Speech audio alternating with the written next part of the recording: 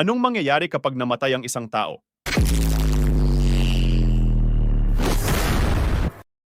Welcome mga ka-MK!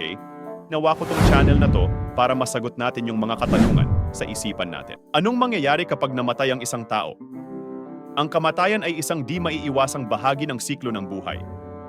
Sa oras ng pagpanaw, ang katawan ng isang tao ay sumasailalim sa mga makabuluhang pagbabago na nagpapahiwatig ng paghinto ng buhay. Unang-una, ang puso ay humihinto sa pagtibok, habang ang paghinga ay napuputol. Sa kasalukuyan, ang kulay ng balat ay maaaring magbago, at ang temperatura nito ay maaaring bumaba. Matapos ang kamatayan, nagsisimula ang proseso ng pagkasira ng mga selula kung saan ang katawan ay unti-unting naglalaho. Maaari ring magkaroon ng mga palatandaan tulad ng pamumutla o pamumula sa iba't ibang bahagi ng katawan, kasama na rin ang paglabas ng dugo. Sa huli, ang pagkamatay ay humahantong sa paghinto ng lahat ng mga proseso sa katawan na nagdudulot ng pangwakas na paglisan ng buhay.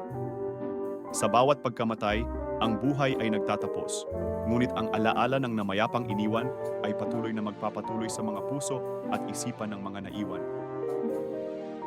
Ang pagtanggap sa kamatayan ay isang bahagi ng buhay na nagtuturo sa atin tungkol sa kahalagahan ng bawat sandali at sa kahalagahan ng pagmamahal at pag-aalaga sa isa't isa.